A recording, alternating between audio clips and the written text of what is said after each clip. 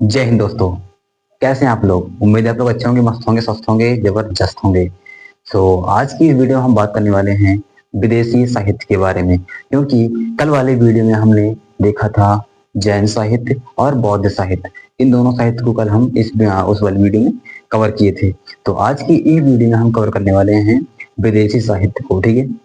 और पुरातात्विक जो स्रोत हैं उसको भी आज की ही वीडियो में हम कवर करने वाले हैं। तो आज की वीडियो थोड़ा लंबी हो सकती है, इसलिए आप लोग शुरू से लेकर के लास्ट तक देखते रहिएगा, ठीक है। चलो बिना देर के वीडियो स्टार्ट करते हैं और देख लेते हैं कि विदेशी साहित्य में क्या है और पुरातात्विक स्रोत में क्या क्या चीज आते हैं, ठीक है। तो अभी हमारा जो चल रहा है, ये चल रहा है प्राचीन इतिहास, ठीक है। जिन लोग को नहीं पता होगा उनको बता दें कि जो अभी हम पढ़ा रहे हैं ये प्राचीन इतिहास पढ़ा रहे हैं, ठीक है। और ये प्राचीन इतिहास एडवांस का नहीं है, ठीक है, एडवांस बुक का नहीं है, ये एनसीईआरटी बेस्ड है, ठीक है। यानी कि जो हम अभी आपको पढ़ा रहे हैं ये एनसीईआरटी का है, ठीक है। एनसीईआरटी प्राचीन भारतीय इतिहास का है। तो आज की वीडियो में जैसा कि हम बता ही चुके कि विदेशी साहित्य के बारे में पढ़ने वाले हैं कि ऐसे कौन कौन से साहित्य हैं जो प्राचीन भारतीय इतिहास को विदेशी लिखे हैं। ऐसे कौन कौन से लेखक हैं, ऐसे कौन कौन से कवि हैं, ऐसे कौन कौन से साहित्यकार हैं जो भारत के इतिहास के बारे में लिखे हैं। वो हैं विदेशी लेकिन वो भारत के इतिहास के बारे में लिखे हैं। ऐसे कौन कौन से व्यक्ति हैं कि आज हम उन्हीं सब के बारे में चर्चा करने वाले हैं। चलो देख लेते हैं कि कौन कौन से ऐसे व्यक्ति हैं जो भारतीय ना होते हुए भी भारत के इतिहास के बारे में लिखे हैं वो। चलो देखते हैं। तो देखो यहाँ पर हेड डालेंगे। और एक बात, आप लोग को भी कॉपी और पेन लेकर ही बैठना है, ठीक है। क्योंकि जो यहाँ पर हम लिखवाते हैं और जो हम बोलते हैं उसे आपको नोट करना है नोटबुक में, ठीक है, ताकि आपकी एक अच्छी नोटबुक बन सके। और अगर आपकी अच्छी नोटबुक बनेगी तो आपको रिवीजन करने में परेशानी नहीं होगी, ठीक है। और अगर ऐसी ही वीडियो जो हम शुरू से लेकर अभी तक बना रहे हैं, ठीक है, तो अभी तक लगभग 3 वीडियो 4 वीडियो बना चुके हैं, ठीक है, इस प्राचीन इतिहास पर। तो अगर आपको देखना है तो इस वीडियो के डिस्क्रिप्शन बॉक्स में उन सब का लिंक भी मिल जाएगा। और अगर हमारे चैनल पर जाएंगे तो वहां प्ले लिस्ट में एक प्राचीन इतिहास नाम का एक प्ले लिस्ट दिया, ठीक है, उस पर देखेंगे तो सारे प्राचीन इतिहास के टॉपिक और जितने भी हम कवर करा चुके हैं सब आ जाएगा, ठीक है। चलो देखते हैं कौन कौन से हैं। तो पहले हम हेड डालेंगे विदेशी साहित्य, ठीक है। क्या देखेंगे? विदेशी साहित्य, ठीक है। विदेशी साहित्य, तो आप लोग भी हेड डालिएगा विदेशी साहित्य। तो विदेशी साहित्य, अच्छा एक चीज बताओ कि इतिहास के जनक कौन है? पता है आपको? इतिहास के फादर, इतिहास के पिता कौन है? अगर आप लोग को नहीं पता है मैं आपको बता दूंगा, ठीक है। देखो इतिहास के जो फादर हैं, जो पिता हैं, जो जनक हैं, उन्हें हम हेरोडोटस कहते हैं, ठीक है। जबकि हेरोडोटस कभी भारत में आए ही नहीं, ठीक है, समझे। जो हेरोडोटस हैं वो एक यूनानी साहित्यकार हैं, ठीक है, और वो कभी भारत में आए ही नहीं, लेकिन फिर भी उन्होंने भारत के बारे में लिखा। कैसे लिखा? वो अनेक यहाँ वहां से टुकड़ियां, ठीक है, पढ़ करके उन थोड़ा सा उनमें से लेकर थोड़ा उनमें से लेकर के वो अपना एक क्या बनाए, एक भारतीय इतिहास बनाए, ठीक है, प्राचीन भारतीय इतिहास। और उन्हें हम फादर ऑफ हिस्ट्री कहते हैं, ठीक है। तो इतिहास के पिता कौन है? इतिहास के पिता या जनक भी कहते हैं ना उनको, जनक हेरोडोटस है, ठीक है। हेरोडोटस कौन है? हेरोडोटस है। और जबकि हेरोडोटस जो हैं वो कहाँ के हैं? वो यूनान के हैं, ठीक है। कहाँ के हैं? यूनान के हैं। तो अब हम बात करेंगे विदेशी साहित्य जो है। विदेशी साहित्य जो है ये हम अगर आप लोग पहली वीडियो अगर हमारा देखे होंगे तो उसमें हम बात किए थे कि जो विदेशी साहित्य है ये आगे चल करके दो भाग बढ़ता है, ठीक है। कौन कौन से? यूनानी साहित्य और अगला चीनी साहित्य, ठीक है। तो देखो, जो विदेशी साहित्य है हम इसे दो भाग बांटते हैं, ठीक है। कौन कौन सा? यूनानी साहित्य और चीनी साहित्य। यूनानी साहित्य, यूनानी साहित्य और अगला चीनी साहित्य, ठीक है। कौन कौन सा? यूनानी साहित्य और चीनी साहित्य। जो हेरोडोटस हैं वो कौन से साहित्यकार हैं? वो यूनान के रहने वाले हैं, ठीक है। और यूनान के रहने वाले हैं वो यूनानी साहित्य भी हैं, ठीक है। और उन्हें हम हिस्ट्री ऑफ फादर भी कहते हैं, ठीक है। उन्हें हम इतिहास के जनक, इतिहास के पिता भी कहते हैं, किसको? हेरोडोटस को, ठीक है। जबकि हेरोडोटस कभी भारत आए ही नहीं थे, ठीक है। फिर भी उन्हें हम इतिहास के पिता या जनक कहते हैं, ठीक है। अब देखो, जो यूनान के तो हो गए एक हेरोडोटस, ठीक है। यूनानी एक सिकंदर था। अगर अभी आपको बताएंगे, आगे आगे अभी आएगा, ठीक है। तो सिकंदर जो था, सिकंदर के समय तीन साहित्यकार आए थे भारत में, ठीक है। कौन कौन से थे वो लिखना है, ठीक है। यूनानी में जो सिकंदर के साथ, ठीक है। किसके साथ आए थे? सिकंदर, सिकंदर के साथ आए थे, क्योंकि सिकंदर भारत पर एक बार क्या किया था? आक्रमण किया था। सिकंदर के साथ आए थे। कौन कौन आए थे? तीन साहित्यकार आए थे। तीनों का नाम क्या है बता दे रहे हैं, ठीक है। ऐसे बना लो डायग्राम, ऐसे बनाने से ना अच्छे से याद होता है, ठीक है। क्योंकि ये माइंड, ये जो मैप है अगर ऐसे छप जाता है, ठीक है, दिमाग पर ऐसे लिखते हो, ठीक है।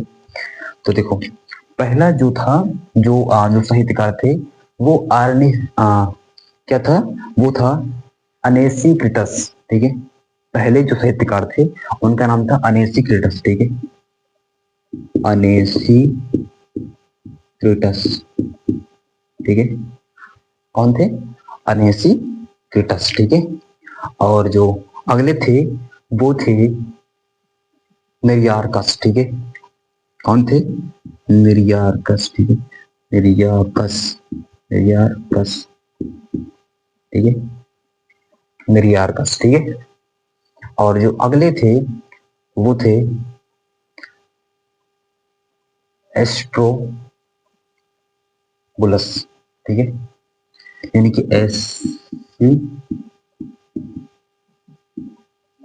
एस्ट्रोबुलस, बुलस, ठीक है। कौन थे? एस्ट्रोबुलस। तो ये तीन साहित्यकार थे, किसके दरबार में आए थे? ये सब अलग अलग, ये सब दरबार में नहीं, ये सब सिकंदर साथ आए थे, ठीक है। कहां पर आए थे? भारत में। और ये जो साहित्यकार हैं, ये साहित्यकार भारत के प्राचीन इतिहास को लिखा है, ठीक है। ये तीनों साहित्यकारों ने, ठीक है, भारत के प्राचीन इतिहास को लिखा है। जो किसके साथ आए थे? सिकंदर के साथ आए थे, ध्यान देना, ठीक है। सिकंदर के साथ आए थे। और इसी में सिकंदर का कहता है कि जो सेनापति था उसका नाम था सेल्यूकस, या फिर कहीं कहीं पर मिलता है कि वो सिकंदर का सेनापति नहीं था, कोई और था, ठीक है। तो सेल्यूकस के साथ, यानी कि सेल्यूकस जब भारत पर आक्रमण किया था तो उसमें भारत पर शासन कर रहे थे चंद्रगुप्त, ठीक है। तो जब सेल्यूकस जब हार जाता है तो अपनी अपनी पुत्री का विवाह यहाँ चंद्रगुप्त के साथ कर देता है, ठीक है। तो क्या होता है कि उनकी पुत्री के साथ, यानी सेल्यूकस की पुत्री के साथ एक कौन आता है? एक साहित्यकार आता है, ठीक है। उसका नाम था नेगस्थनीज। उसका नाम क्या था? नेगस्थनीज। जो मेगस्थनीज था वो भी यहाँ चंद्रगुप्त के दरबार में रह करके उन्होंने एक किताब लिखी जिसका नाम था इंडिका। क्या नाम था? इंडिका। तो यूनानी वो भी थे, ठीक है। कौन? मेगस्थनीज सिकंदर के दरबार में आए थे, ठीक है। सॉरी, चंद्रगुप्त के दरबार में आए थे। तो यहाँ पर हम लिखते हैं, इधर लिख देते हैं, ठीक है। इधर है चंद्रगुप्त के दरबार में, ठीक है। चंद्रगुप्त के दरबार में कौन आया था? अभी हम आपको बताएं, ठीक है। कौन आया था? मेगस्थनीज आए थे। कौन सी पुस्तक लिखे थे वो? इंडिका नामक पुस्तक लिखे थे, ठीक है। तो चंद्रगुप्त के दरबार में मेगस्थनीज आए थे, मेगस्थनीज। और इनकी पुस्तक का नाम क्या है? इंडिका। इंडिका, इंडिका, ठीक है। तो मेगस्थनीज जो थे, इन्होंने कौन सी पुस्तक लिखी थी? वो लिखी थी इंडिका, ठीक है। और ये किसके दरबार में आए थे? ये तो आए थे चंद्रगुप्त के दरबार में, ठीक है। ये आगे एक कहानी है बहुत लंबी, ठीक है, वो आपको सुनाऊंगा जब वहां पहुंचूंगा। तो अभी बस इतना समझो कि जो मेगस्थनीज थे ये भी क्या थे? यूनानी साहित्यकार थे, ठीक है। तो बस यहीं पर यूनानी साहित्यकार समाप्त होता है, क्योंकि यूनानी साहित्यकार में सिर्फ 4 लोग हैं। कौन है? अनेसिक्रिटस है, मिरियास्कस हैं, और एस्ट्रोबुलस हैं, ठीक है। और यहाँ पर मेगस्थनीज हैं। बस ये 4 लोग हैं, ठीक है, यूनानी साहित्यकार में। बस बहुत सारे थे यूनानी साहित्यकार, लेकिन जो हमारे भारतीय प्राचीन इतिहास के बारे में जो लिखे हैं वो उसमें से सिर्फ 4 ही लोग थे, ठीक है। अब हम बात करेंगे चीनी पर, ठीक है। लेकिन चीनी साहित्य को समझाने से पहले इन सबका पहले नोट्स बना लो, ठीक है, ताकि सिस्टमेटिक तरीके से इसको लिखना तो है, ठीक है, इसको लिखना भी है, लेकिन साथ साथ में नोट भी बनाना है जो यहाँ पर हम बोलकर बताते हैं, ठीक है। चलो आप लोग नोट्स बनाइए। पहले आप लोग को हेडिंग डालना है यूनानी साहित्यकार, ठीक है। हेडिंग डालो मोटा अक्षर से, यूनानी साहित्यकार। अब उसमें पहला पॉइंट लिखना है, ठीक है, लिखना है, लिखो। पहला पॉइंट लिखना है प्राचीन काल के संदर्भ में, लिखो। प्राचीन काल के संदर्भ में विदेशी साहित्यकार को 2 भागों में बांटा गया है। यानी प्राचीन काल के संदर्भ में विदेशी साहित्य को 2 भागों में बांटा गया है। पहला यूनानी साहित्य, दूसरा चीनी साहित्य, ठीक है। अब दूसरा पॉइंट लिखना है, लिखो दूसरा पॉइंट। इतिहास का पिता हेरोडोटस को कहा जाता है। इतिहास के पिता हेरोडोटस को कहा जाता है, जिन्होंने भारत के संदर्भ में सुनी सुनाई बातों पर चर्चा किया। क्या लिखना है? इतिहास का पिता हेरोडोटस को कहा जाता है, जिन्होंने भारत के संदर्भ में सुनी सुनाई बातों पर चर्चा किया। परंतु वह कभी भारत नहीं आए थे। परंतु वह कभी भारत नहीं आए थे। अभी हम आपको बताया ना कि जो हेरोडोटस हैं वो भारत में कभी नहीं आए थे, ठीक है। परंतु वो भारत कभी नहीं आए थे। आगे लिखो इसमें ही सिकंदर के साथ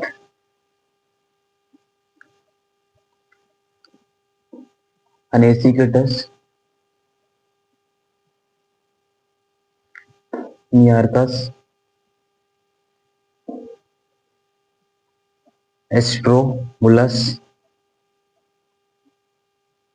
भी भारत आए थे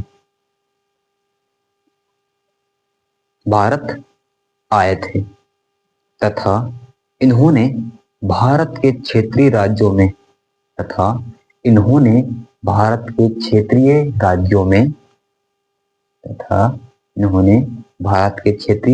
में भारत की जलवायु नदियां तथा भारत की युद्ध तकनीकी पर चर्चा किया। जो ये तीनों लोग थे, ये क्या किए, क्या किए, ये लोग चर्चा की, ठीक है, इस पर, भारत की जलवायु पर, भारत का जो युद्ध तकनीक था उस पर किए, ठीक है। नदियों, भारत की नदियां कैसी हैं, कितनी स्वस्थ हैं, कितनी की स्वच्छ हैं, कितनी कैसी हैं, ठीक है, इन सब के बारे में, जलवायु कैसा है भारत का, युद्ध तकनीकी भारत के लोग कैसे क्या क्या करते हैं, ठीक है, तो इन सब के बारे में ये लोग चर्चा करते हैं, अपनी जो किताबें हैं उस पर लिखते हैं, ठीक है। बस इतना ही। अब नेक्स्ट पॉइंट डालना है, अगला पॉइंट लिखना है, अगला पॉइंट इसमें का, मौर्यकालीन शासक के समीप, मौर्यकालीन शासक के समीप, क्योंकि ये जो चंद्रगुप्त थे ना, ये मौर्य काल के ही थे, ठीक है। तो लिखना है दूसरा पॉइंट, मौर्यकालीन शासक के समीप मेगस्थनीज आए थे। मौर्यकालीन शासक के समीप मेगस्थनीज आए थे, जिन्होंने जिन्होंने इंडिका ग्रंथ, जिन्होंने इंडिका ग्रंथ में, जिन्होंने इंडिका ग्रंथ में मौर्य जिन्होंने क्या लिखना है, जिन्होंने इंडिका ग्रंथ में चंद्रगुप्त मौर्य शासन प्रशासन पर विस्तृत चर्चा करते हैं। जिन्होंने इंडिका ग्रंथ में मौर्य सॉरी चंद्रगुप्त मौर्य शासन प्रशासन पर विस्तृत चर्चा करते हैं। हो गया। अब अगला नेक्स्ट पॉइंट और लास्ट पॉइंट लिखना है, लिखना है प्लिनी की ग्रंथ नेचुरल हिस्टोरिका, प्लिनी का ग्रंथ नेचुरल हिस्टोरिका में मौर्योत्तर काल, प्लिनी की ग्रंथ नेचुरल हिस्टोरिका में मौर्योत्तर काल में हिंद रोमन व्यापार पर चर्चा करता है, हिंद रोमन व्यापार पर चर्चा करता है, ठीक है। एक और थे, ठीक है, यूनानी में ही, वो कौन थे, प्लिनी थे, ठीक है, प्लिनी, ठीक है, ये भी एक यूनानी साहित्यकार थे, ठीक है। इनकी जो पुस्तक है वो, उसका नाम है नेचुरल हिस्टोरिका, ठीक है, क्या नाम है, नेचुरल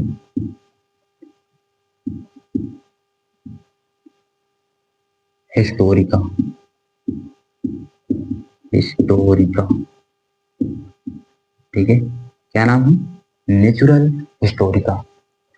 तो इसमें से यूनानी में कितने आ गए, 1 2 3 4 5, यानी 5 साहित्यकार जो थे वो भारत के प्राचीन इतिहास को बताए, ठीक है।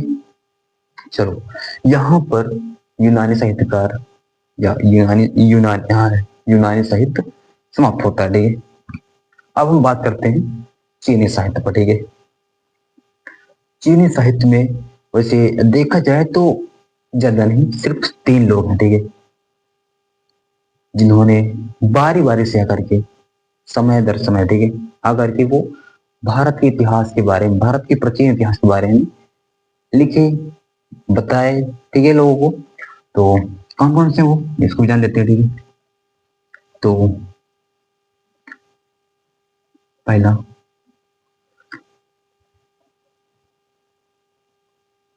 दूसरा और तीसरा, ठीक है।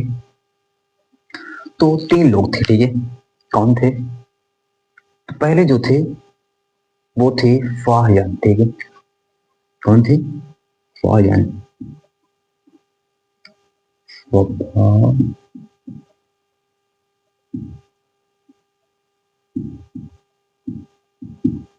फाहियान, ठीक है।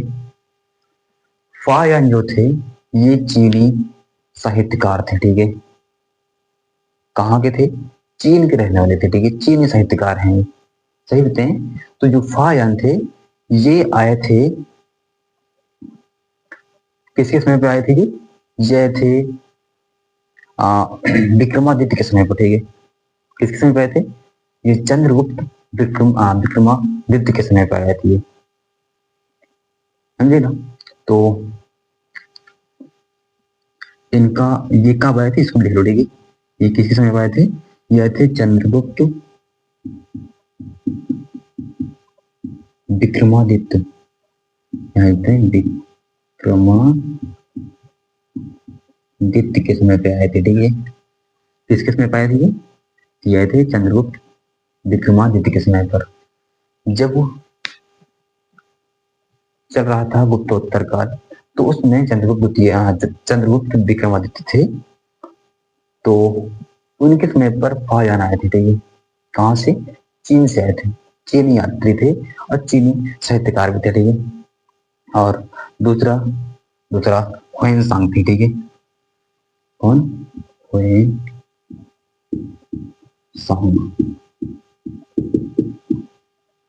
ह्वेनसांग, ठीक है।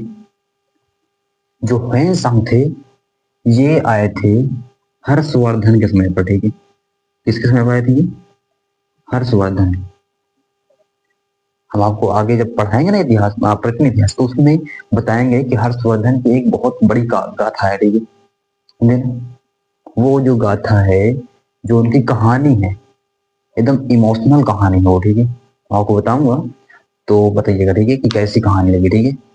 जो वर्धन वंश पढ़ाएंगे ना, तो ठीक है, तो वर्धन वंश में वो हर्षवर्धन आएंगे, ठीक है। तो उनके समय पर, यानी कि हर्षवर्धन के समय पर ह्वेनसांग आए थे, ठीक है। हर्षवर्धन किसके साथ थी? हर्षवर्धन समय पर आए थे, ठीक है। और जो अगला लास्ट जो है वो है इत्सिंग। कौन आए थे? इत्सिंग आए थे, इत्सिंग, ठीक है। इत्सिंग, जो इत्सिंग थे ये भी चीनी साहित्यकार हैं, ठीक है। ये कब आए थे? ये भी आपके मन में आ रहा होगा कि ये कब आए थे। तो जो ये थे ना, ये आए थे 7वीं शताब्दी के मध्य आए थे, ठीक है, समझे ना। यानी कि जब 7वीं शताब्दी का अंत हो रहा था तब आए थे ये। तो यहाँ लिखना है 7वीं शताब्दी के अंत में, ठीक है। 7वीं शताब्दी के अंत में कौन आया था? इत्सिंग आए थे, ठीक है। चीनी यात्री थे और चीनी साहित्यकार भी थे। तो ये रहे चीनी साहित्यकार, मुख्यतः तीन ही है, ठीक है। अपने वो देश में बहुत सारे रहे होंगे, बट अपने जो भारत की जो बात करते हैं, जो साहित्य लिखते हैं भारत के इतिहास पर, तो इसमें से सिर्फ तीन लोग थे, फायान, ह्वेनसांग और इत्सिंग। फायान आए थे चंद्रगुप्त विक्रमादित्य के समय पर आए थे, ह्वेनसांग आए थे हर्षवर्धन के समय पर, और जो इत्सिंग थे वो 7वीं शताब्दी के अंत में आए थे, ठीक है। तो यहां तक हो गया। चलो इसका भी आप लोग नोट्स बना लीजिए, ठीक है। इसमें अब आप लोग को हेड डालना है चीनी साहित्य, डालो हेडिंग चीनी साहित्य। उसमें लिखना है पहला पॉइंट, लिखो प्राचीन भारत में तीन चीन यात्री भारत की, लिखो प्राचीन भारत में तीन चीनी यात्री भारत की यात्रा किए थे। कौन है? Faxian, Xuanzang, Yijing. प्राचीन भारत में तीन चीन यात्री भारत की यात्रा किए थे, जिनके आगमन का क्रम जिनके आगमन का क्रम फायन चीनी यात्री थे, जिनके आगमन का क्रम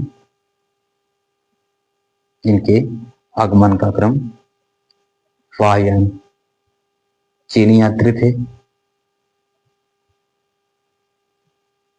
जो गुप्त शासक चंद्रगुप्त विक्रमादित्य के समय पर जो गुप्त शासक चंद्रगुप्त विक्रमादित्य के समय काल में आए थे। ठीक है, ये कौन से शासक है? गुप्त काल के हैं। ठीक है, तो क्या लिखे? समय काल में आए थे तथा इस शासक के समय तथा इस शासक के समय काल में कुशल कानून व्यवस्था की स्थिति कुशल कानून व्यवस्था की स्थिति कुशल कानून व्यवस्था की स्थिति मृत्युदंड नहीं दिया जाने का प्रावधान मृत्युदंड नहीं दिया जाने का प्रावधान कौमा भारत में कौड़ियों का प्रयोग सिक्के के रूप में किया जाता था। ठीक है, भारत में कौड़ियों का प्रयोग सिक्के के रूप में किए जाने का उल्लेख मिलता है। ऐसे लिखना है।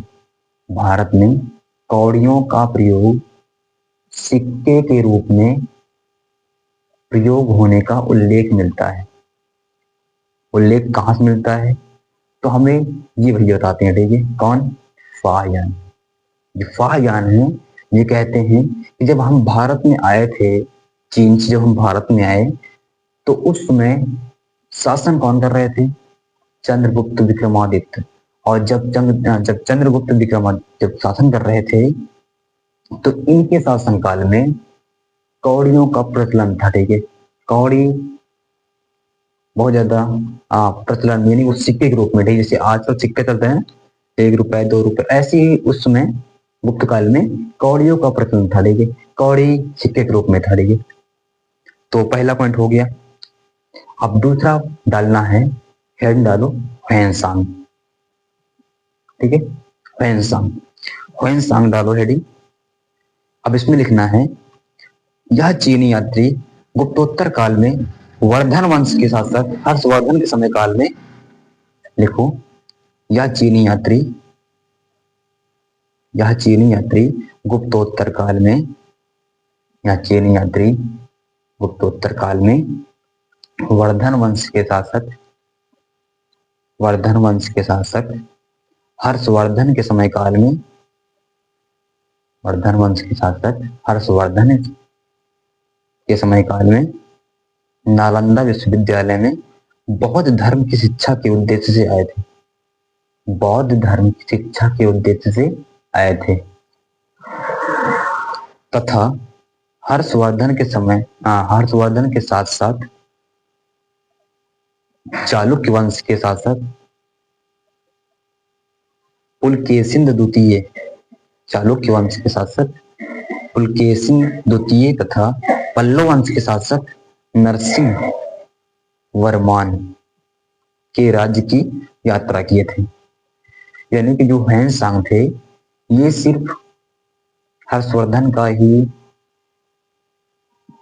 समय काल उनके बारे में नहीं लिखे थे, ये और भी जगह पर गए थे। जैसे चालुक्य वंश में गए थे, ठीक है, पल्लव वंश में गए थे, तो ऐसे ही ये बहुत सारे। ठीक है जी ना, तो ये सब था।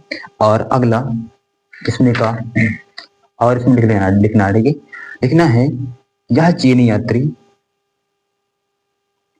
यात्री इसी में लिखना। ठीक है, यह चीनी यात्री स्थल मार्ग से भारत आए थे तथा जल मार्ग से भारत से गए थे। ठीक है, यानी कि जो ह्वेनसांग थे ये स्थल मार्ग से, ठीक है, जमीन से चल कर तो आए थे, लेकिन जब ये गए थे तो ये पानी के जहाजों से गए थे। ठीक है, जल मार्ग से गए थे। समझे? तो यहीं पर हमारा विदेशी साहित्य खत्म होता है। ठीक है, यहीं पर हमारा विदेशी साहित्य खत्म होता है। एक बार इसको आप लोग स्क्रीनशॉट मार लीजिए। ठीक है, हम हट जा रहे हैं और मार लीजिए। ठीक है, फिर हम बढ़ते हैं आगे।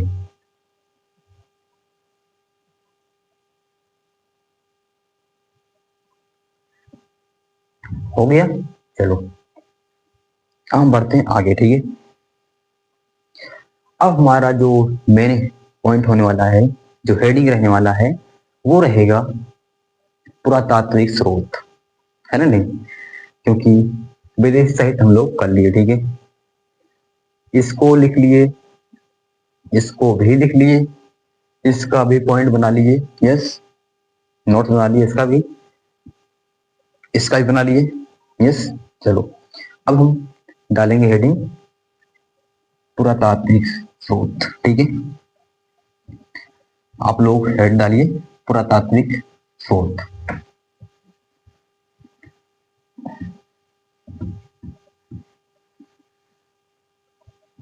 अच्छा, आप लोग के मन में आ रहा होगा कि 7वीं शताब्दी के जो एक सिंह थे, इनका क्या हुआ, है ना, तो अच्छा इनका कुछ नहीं हुआ, क्योंकि ये जो थे लिखे थे ये भी, लेकिन उतना इम्पोर्टेंट इनका नहीं है, इसलिए इनका नहीं लिखा है, ठीक है, समझे ना। यहाँ गंदा हो गया जी, ओके चलो। अब डालना है हेडिंग पुरातात्विक स्रोत, क्या डालना है, पुरातात्विक,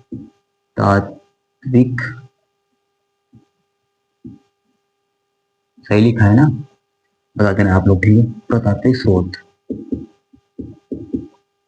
ठीक है, हेड डालो पुरातात्विक स्रोत। अब पुरातात्विक स्रोत क्या होता है, तो अगर आप लोग एक चीज गौर करो, तो आप लोग जाकर के इस वीडियो को देखने के बाद जाकर के पहला लेक्चर देखना, ठीक है, मैं आपको सभी को, ठीक है, पूरा वो बताया हूं कि क्या इस पुरातात्विक स्रोत में क्या था, ठीक है, उसमें मैंने बताया था कि पुरातात्विक जो स्रोत होता है ये लिखा हुआ नहीं रहता, ठीक है, यानी कि कोई ऐसी जगह नहीं रहता कि हाँ कोई भी ऐसी पुस्तक में लिखा हो, ठीक है, नहीं, पुरातात्विक मतलब होता है कि जो खोद कर धरातल से निकाली गई, ठीक है, या कहीं पर ऐसी चीज मिली हो, ठीक है, कुछ ऐसे साक्ष्य मिले हो, हम उन्हें पुरातात्विक कहते हैं, ठीक है। जैसे कहीं पर हमें कोई बर्तन मिल जाए, ठीक है, प्राचीन इतिहास का, प्राचीन काल का, है ना, कोई अभिलेख मिल जाए, कोई आवास, कोई घर मिल जाए, ठीक है, देखा जाए, खोदा जाए तो बहुत बड़ा घर निकले, पूरा एक शहर निकल आए, ठीक है ना, कहीं पर हो सकता है कोई मोहर मिल जाए, पहले के जमाने की प्राचीन, है ना, प्राचीन काल की, ऐसे हो सकता है ना, होता है कि कुछ प्राचीन काल के जो सिक्के चलते थे वो सब सिक्के मिल जाएं। तो जो चीज हमें जो साक्ष्य मिलता है उसे हम पुरातात्विक में रखते हैं, लेकिन जो अभी हम पढ़ रहे थे, साहित्य जो पढ़े थे, विदेश साहित्य, देश साहित्य, वो सब साहित्य लिखा गया था, किसी किताब में लिखा गया था, तो उसे हम लोगों ने पढ़ करके समझा कि हाँ ये कैसे क्या है, ठीक है।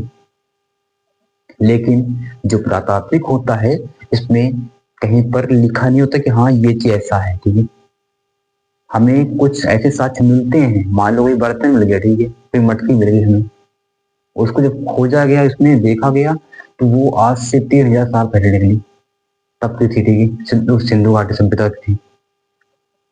तो ऐसे जो साक्ष्य मिलते हैं, ठीक है, तो उन्हें ही हम पुरातात्विक में रखते हैं। इसमें क्या क्या होगा कि, तो इसमें पहली बार तो इसमें होगा अभिलेख, अभिलेख, तो ये अभिलेख क्या होता है ना, आप लोग के मन में आ रहा हो ये अभिलेख क्या होता है, तो देखो बच्चों, अभिलेख का मतलब ये होता है कि कहीं दीवार पर, क्योंकि उस समय प्राचीन काल में जो आदि मानव था वो कागज से परिचित नहीं था, ठीक है, समझे ना? हम आपको एक चीज और बता दें कि कागज का जो आविष्कार हुआ ये चीन में ही हुआ था, ठीक है, और प्राचीन काल में नहीं हुआ था, ये मध्यकालीन में हुआ था, समझे ना। तो अभिलेख हैं ये दीवारों पर जो लिखा हो, कोई चित्र बना हो, ठीक है, तो वो अभिलेख, किसी स्तंभ पर लिखा हो, ठीक है, किसी खंभे पर, है ना, किसी गुफाओं में लिखा हो, कोई कोई गुफा हो उसने कोई कुछ लिख दिया हो, ठीक है, जगह की, तो उसे ही हम क्या कहते हैं, अभिलेख कहते हैं, ठीक है। तो अगला जो आता है अभिलेख के बाद, अभिलेख के बाद जो आएगा वो सिक्का आएगा, ठीक है, क्योंकि प्राचीन काल में सिक्के भी थे, ठीक है, सिक्के, सिक्का, है ना।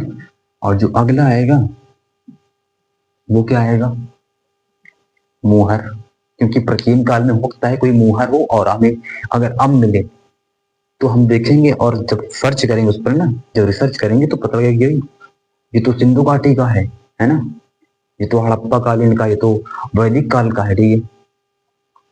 तो पुरातात्विक में मुहर भी आ जाएगा, ठीक है, मुहर। और हो सकता है कि हमें कोई बर्तन मिल जाए, कोई मृत भांड मिल जाए, ध्यान देना, मृत भांड बर्तन को ही कहते हैं, ठीक है ना। हो सकता है ना कि कोई बर्तन हमें मिल जाए प्राचीन काल का, जिसमें लोग पहले खाना खा रहे थे, है ना, खाना खाते हो पहले, कोई कुछ भी करता हो, ठीक है, कोई अनाज रखने के लिए रखता हो, ठीक है, कोई चीज, तो वो चीज हमें मिल जाए, है ना।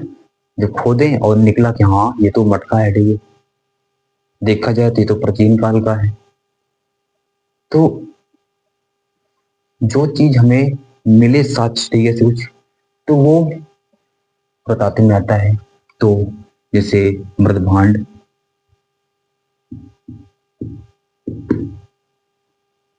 ध्यान देना, मृत भांड को ही क्या कहते हैं, बर्तन कहते हैं, ठीक है, क्या कहते हैं, बर्तन कहते हैं। और हो सकता है एक और चीज, वो चीज क्या है, गेस करो।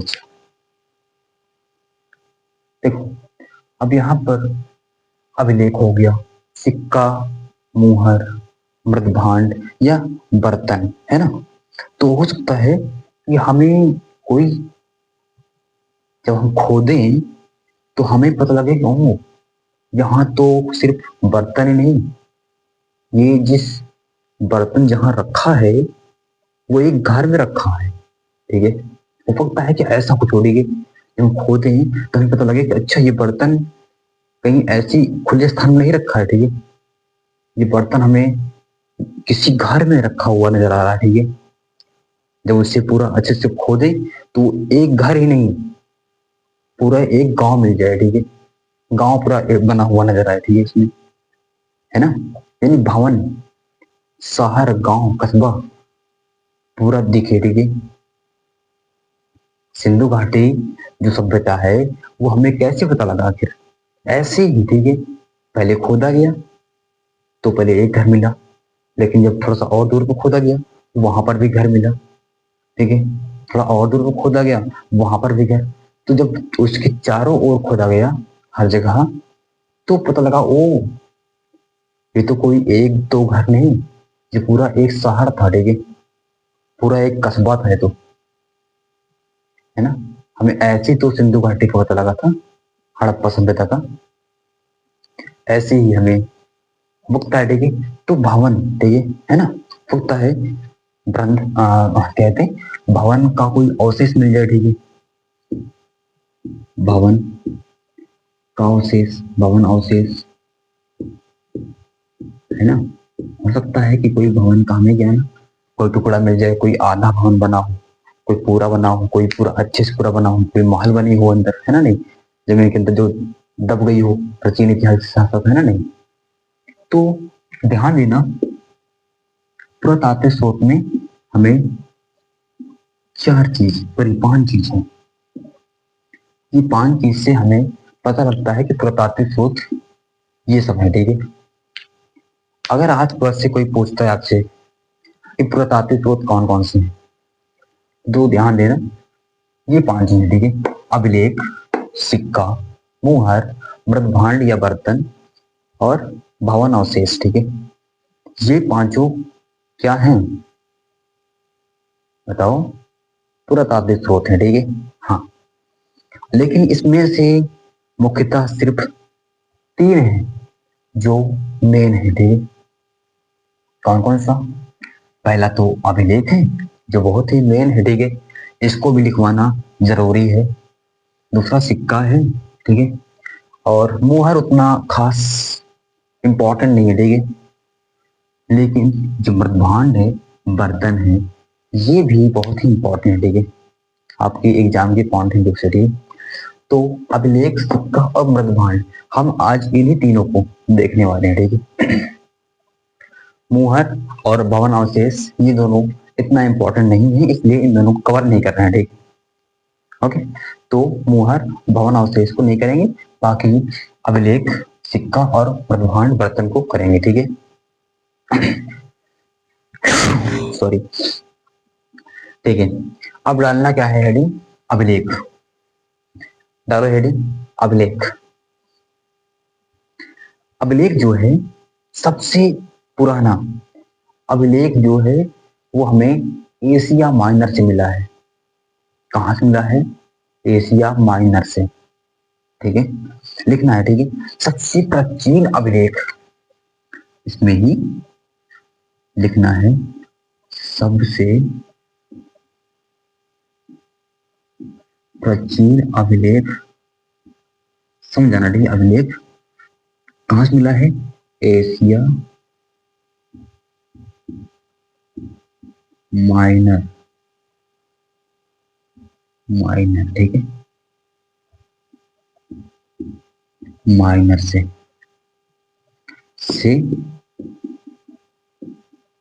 मिला है, ठीक है, देना। और ये कितना पुराना है जानते हो? ये 1400 बीसी, ठीक है, 1400 बीसी पुराना है, ठीक है। यानी कि जो एशिया माइनर है ये 1400 बीसी का है, ठीक है। कब का है? 1400 बीसी। अच्छा एक चीज तो, ये एशिया माइनर क्या है, क्या पता है आपको? ये एशिया माइनर कहां पर है? तो ध्यान देना, एक देश है, ठीक है, जिसका नाम है तुर्की। तुर्की के समीप ही, एकदम निकट ही एशिया माइनर है, ठीक है।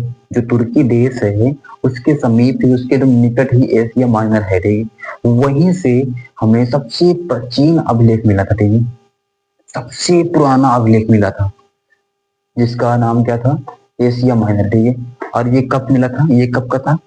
1400 बीसी का था, ठीक है।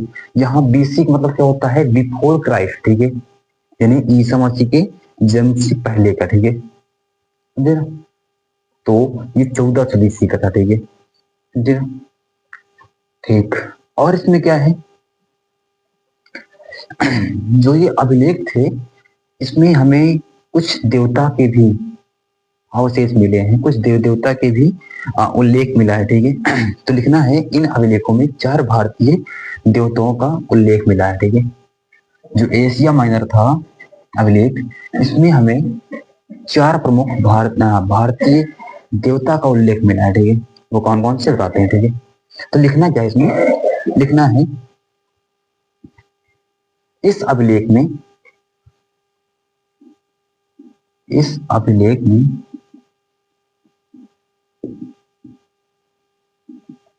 4 भारतीय देवताओं का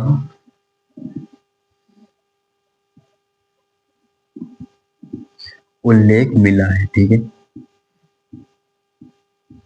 आखिर वो कौन से थे जो 4 देवता थे? 4 भारतीय देवता, वो कौन कौन से हैं? फिर यहाँ पर हम सीक्वेंस में लिखा देते हैं, ठीक है ना? आप लोग भी नोट्स बना के ये चलना, ठीक है, ठीक है। तो कौन है? इंद्र, पहले जो है वो है इंद्र, मित्र, नासत्य, ठीक है, और आखिरी कौन है? वो है वरुण, ठीक है। तो ये 4 देवता थे, ठीक है। जो एशिया माइनर जो अभिलेख है, जो तुर्की के समीप स्थित है, वहां से जो हमें एशिया माइनर जो अभिलेख मिला था, उसमें हमें 4 देवताओं का उल्लेख मिलता है। कौन कौन से? इंद्र, मित्र, नसत्य और वरुण। ये 4 देवता का हमें उल्लेख मिलता है वहां से, ठीक है, ठीक। और इस एशिया माइनर अभिलेख को हमें एक नाम देते हैं, ठीक है। क्या नाम देते हैं? तो वो है, लिखना है होगो जोगई, ठीक है। क्या है? जगोई, ठीक है। जगे, होगो जगई, ठीक है। जगई अभिलेख, होगो जगई अभिलेख कहा जाता है, ठीक है। कहा गया, कहा कहा गया, ठीक है। ध्यान देना, जो एशिया माइनर है अभिलेख, इसे हम लोगों ने क्या कहा? होगो जगेई अभिलेख कहा, ठीक है। इसमें हमें चार देवताओं का क्या मिलता है? साक्ष्य मिलता है, अवशेष मिलता है, उल्लेख मिलता है। कौन कौन से देवता है? इंद्र, मित्र, नसत्य और वरुण, ठीक है। ये चार देवता का हमें उल्लेख मिलता है। और जो खोगो जुगई अभिलेख इसे हम कहते हैं, ठीक है। ओके, अब अगला जो पॉइंट है, लास्ट पॉइंट, लास्ट क्या है? अभी और है, ठीक है। अगला है भारतवर्ष में मिले सबसे प्राचीन अभिलेख। ध्यान देना, ये जो अभी तक मिला है ये एशिया माइनर में मिला, ठीक है। जो कि हमारे भारत में नहीं था, ये तुर्की समेत था, ठीक है। तो अब हम जो बात करने वाले हैं वो भारत में कौन कौन से अभी अभिलेख सबसे प्राचीन मिले, ठीक है। यानी सबसे पुराना भारतीय अभिलेख कौन सा है उसके बारे में हम बात करने वाले हैं, ठीक है। ठीक है, लिखना है अगला पॉइंट,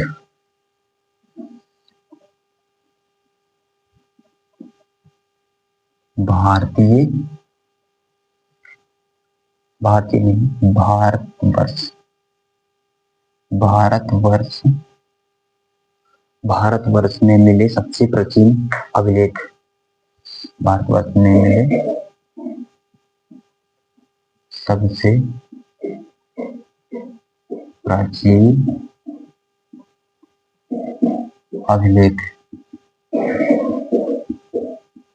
अभिलेख, ठीक है। प्राक मौर्य काल, प्राक मौर्य काल का ईरानी शासक द्वारा प्रथम, ईरानी शासक द्वारा प्रथम का अभिलेख है, ठीक है। क्या है? क्योंकि जो क्या है, जो प्राक मौर्य काल, प्राक मौर्य काल के, प्राक मौर्य काल के ईरानी शासक, ईरानी शासक दारा प्रथम, दारा प्रथम के द्वारा मिला था, ठीक है। का अभिलेख है, ठीक है।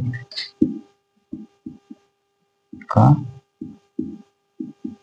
अभिलेख है, ठीक है। अगर यहाँ पर नहीं लिख रहा हो तो एक बार माफ करिएगा, क्या लिखा है? दारा प्रथम का अभिलेख, ठीक है। देखो क्या है, भारतवर्ष में मिले सबसे प्राचीन अभिलेख, ध्यान देना, भारतवर्ष में यानी भारत में सबसे प्राचीन अभिलेख जो मिला है वो किसका है? वो है दारा प्रथम का, ठीक है। दारा प्रथम एक राजा थे, ठीक है। कौन से राजा थे? ये ईरानी, ठीक है। ये क्या लिखा है? जहाँ ईरानी क्या लिखा जी, ये तो रॉन्ग हो गया, ईरानी, ठीक है। ईरानी शासक, ठीक है। ये ईरान के शासक थे, यहाँ पर राज कर रहे थे, ठीक है। प्राग मौर्य काल में आए थे और इनके ही समय में सबसे प्राचीन क्या मिला था? अभिलेख मिला था, ठीक है। कहाँ मिला था? भारत में मिला था, ठीक है। समझे ना, भारत में सबसे प्राचीन जो अभिलेख मिला था वो दारा प्रथम का था, ठीक है। समझे ना, ठीक। अब वो कौन कौन से थे उसको भी लिखना जरूरी है, ठीक है। आपको यहाँ पर दिख रहा है? नहीं दिख रहा है क्या? चलो इसको यहाँ पे लिखते हैं, ठीक है। अभिलेख जो है इनके वो यहाँ पे लिखते हैं, ठीक है। तीन अभिलेख मिले, ठीक है। ऐसे बना लो और फिर इसमें लिखना है, ठीक है। ठीक है, तो जो इनका पहला अभिलेख था वो था नक्शे रुस्तम, ठीक है, नक्श ए रुस ए रुस्तम, रुस्तम, ठीक है। पहला जो इनका अभिलेख है वो कौन सा है, नक्शे रुस्तम, ठीक है, हो गया। और अगला जो है, अगला जो है ये है पर्सिपोलिस, ठीक है। क्या है, पर्सिपोलिस, पर्सिपोलिस, ठीक है। जो अगला जो है पर्सिपोलिस है, ठीक है। और जो अगला है वो है वेहिस्तान, ठीक है, वेहिस्तान, ठीक है। यानी कि 3 अभिलेख मिले हैं, ठीक है, ठीक है। कौन, 3 अभिलेख, ठीक है। अभी हम क्या लिख रहे हैं, अभी अभिलेख, ठीक है, 3 अभिलेख। अच्छा एक बात है, ये तीनों अभिलेख हैं, ये तीनों अभिलेख कौन सी लिपि में लिखे गए हैं, ठीक है।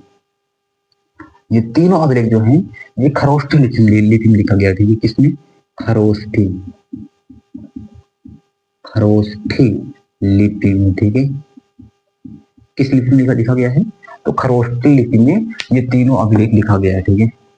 ध्यान देना, सबसे प्राचीन अभिलेख कहाँ है, वो था कहाँ गया जरा, ठीक है, खोगो जगह, ठीक है, अभिलेख, जिसे हम एशिया माइनर नाम से भी जानते हैं, ठीक है। कब मिला था, 1420 में मिला था, ठीक है, हाँ 1420 में, ठीक है। लेकिन ये एशिया माइनर में मिला जाता है, मिला था, ठीक है, यानी तुर्की के समय मिला था, ठीक है, भारत में नहीं मिला था। भारत में सबसे प्राचीन कौन सा मिला था, वो ये 3 अभिलेख थे, ठीक है। जो इसने आखिर इन अभिलेखों को लिखवाया था वो थे दारा प्रथम, ठीक है। जो दारा प्रथम थे वो इनको, यानी कि नक्शे रुस्तम, पर्सिपोलिस और वहिस्तान, ये जो अभिलेख थे इन सबको दारा प्रथम ने लिखवाया, उनकी लिखवाया था अभिलेख, ठीक है। चलो ये हो गया, ठीक है। अब इसमें आगे लिखना है, आप लोग लिखिए, ठीक है। भारत में सबसे पहले भारतीय शासक कौन थे, कि जो भारत के जो भारतीय शासक रहे हों और उनके समय पर कुछ लिखा गया हो, ठीक है। सबसे पहला तो लिखना है, इसमें पॉइंट डालो, अगला पॉइंट इसमें डालो, यहाँ पर डालना है, भारतवर्ष में मिला किसी भारतीय शासक का सबसे प्राचीन अभिलेख। देखो, भारतवर्ष में मिला किसी भारतीय शासक का सबसे प्राचीन अभिलेख मौर्यकालीन शासक चंद्रगुप्त मौर्य का माना जाता है। प्राचीन अभिलेख मौर्यकालीन शासक चंद्रगुप्त मौर्य का माना जाता है। और ये चंद्रगुप्त मौर्य का जो है, रुको एक बार देख लेते हैं कि क्यों यहाँ तक दिखाई दे रहा है, नहीं दे रहा है, ठीक है, फिर आगे लिखवाते हैं, तो दिखाई दे रहा है, थोड़ा सा यहाँ कट हो रहा है, कोई बात नहीं, इधर लिख देंगे। तो जो देखो, जो दारा प्रथम थे ये तो ईरानी शासक थे, है ना। भारतीय शासक का सबसे प्राचीन अभिलेख कौन मिला था, तो वो जो भारतीय शासक का जो मिला था वो थे चंद्रगुप्त का, ठीक है, इससे मिला था चंद्रगुप्त मौर्य का माना जाता है, ठीक है। कहाँ अभिलेख मिला था, ठीक है, का अभिलेख, का अभिलेख, अभिलेख सबसे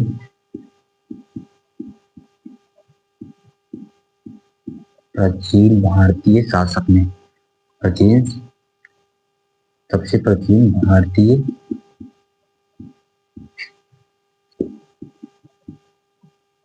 शासक में, ठीक है, यानी भारतीय शासक में सबसे प्राचीन जो अभिलेख है वो चंद्रगुप्त का माना जाता है, ठीक है।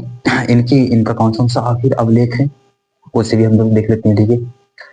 तो पहला अभिलेख जो इनका है चंद्रगुप्त मौर्य का, जो पहला अभिलेख है, फर्स्ट अभिलेख है, वो है महास्थान अभिलेख, ठीक है, ठीक है। पहला क्या है, महास्थान, महास्थान अभिलेख, ठीक है। और जो दूसरा है इनका वो है साहगौरा, ठीक है, साहगौरा अभिलेख, ठीक है। जो साहगौरा अभिलेख है और जो महास्थान अभिलेख है, ये देखो, जो महास्थान अभिलेख है ये बंगाल में है, ठीक है, किसमें है, बंगाल में है, ठीक है। और कहाँ पर, ये बंगाल में है, ठीक है। और जो ये साहगौरा अभिलेख है ये हमें प्राप्त हुआ था उत्तर प्रदेश के गोरखपुर से, ठीक है। कहाँ से, उत्तर प्रदेश के गोरखपुर से, गोरखपुर। और यहाँ पर ब्रेकर में ऐसे लेना, उत्तर प्रदेश, ठीक है। तो जो साहगौरा जो अभिलेख है ये हमें गोरखपुर उत्तर प्रदेश से मिला था, और जो हमें महास्थान अभिलेख है ये हमें मिला था कहाँ से, बंगाल से, ठीक है, ठीक है।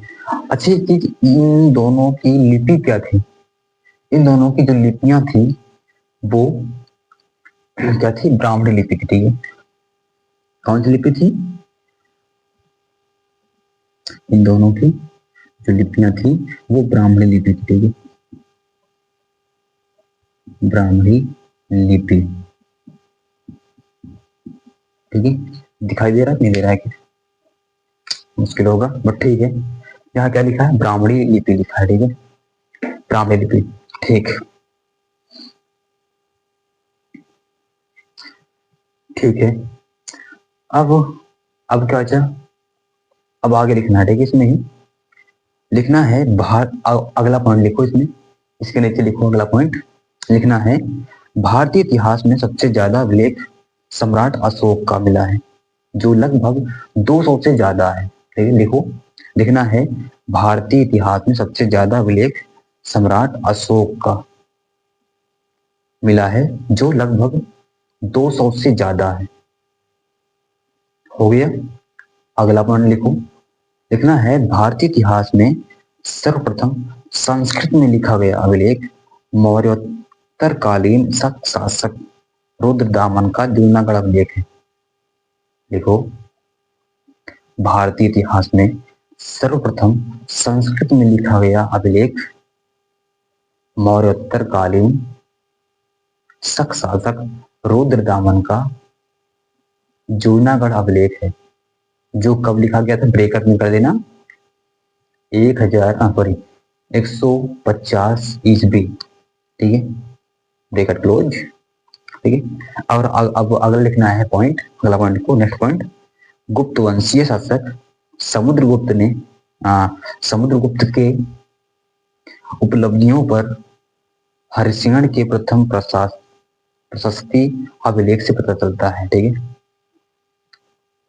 देखो, गुप्त वंशीय शासक समुद्रगुप्त के उपलब्धियों पर हरिसिंह के प्रथम प्रशस्ति अभिलेख से पता चलता है, ठीक है। लिख लिए, आई होप लिख लिया होगा, ठीक है, क्योंकि यहाँ जगह नहीं था इसलिए हम बोल दिए, ठीक है, ओके। तो अब यहाँ पर अभिलेख हमारा खत्म होता है, ठीक है, क्या, अभिलेख खत्म होता है। अब हमारी बात होती है सिक्का, सिक्का और दूसरा मृदभांड। तो हम सिक्का को अभी नहीं बताएं क्योंकि वीडियो बहुत लेंथी हो जाएगा, बहुत लंबा हो जाएगा, बहुत बोरिंग फील होगा, ठीक है, इसलिए हम इस वीडियो को यहीं पर एंड करेंगे। और कल वाली वीडियो में हम सिक्का देखेंगे, कौन कौन से सिक्के मिले हैं, कैसे सिक्के मिले हैं, किस कालीन सिक्के हैं, ठीक है, कौन कौन से काल में कौन कौन से सिक्के थे, ठीक है, और मृदभांड, किस काल में कौन से मृदभांड थे, ठीक है, उसे उन्हें क्या कहा जाता था, इन सबको हम देखने वाले हैं, ठीक है। तो बस आज के लिए इतना ही, और कल वाली वीडियो मिलेंगे सिक्का और कहते हैं मृदभांड बर्तन वाले में, ठीक है। तो बस आज के लिए इतना ही, मिलते हैं कल वाली में, नेक्स्ट वाली वीडियो में। अगर आप लोग को मजा आया हो पढ़ करके तो हमारे वीडियो को लाइक करना और हमारे चैनल को सब्सक्राइब जरूर कर लेना, ठीक है। चलो मिलते हैं नेक्स्ट वाली वीडियो में। और ध्यान देना एक चीज कि आप लोग को साथ साथ हमारे साथ साथ इसको भी लिखना है, और जो हम बोलते हैं उससे भी लिखना है, ठीक है। लिखना ही लिखना है, ठीक है, क्योंकि वो चीज तुम्हारे रिवीजन में काम आएगा, ठीक है। यहाँ से जिससे हम यहाँ पर छुट्टी करते हैं, ठीक है, तुरंत खत्म हुआ वीडियो, एक बार फटाफट क्या ना, जल्दी जल्दी लिखे ना, नजरों से एक बार देख लो जितना लिखवा है, ठीक है, एक बार उसको पढ़ लो फटाफट, ठीक है ना। उसके बाद 1 घंटे बाद फिर पढ़ लो, ठीक है, फिर 1 दिन बाद पढ़ लो। तो ऐसे वो 2-3 दिन में अगर ऐसे करोगे ना, तो एक एक तुम्हारे दिमाग में वो छप जाएगा, ठीक है, समझे ना।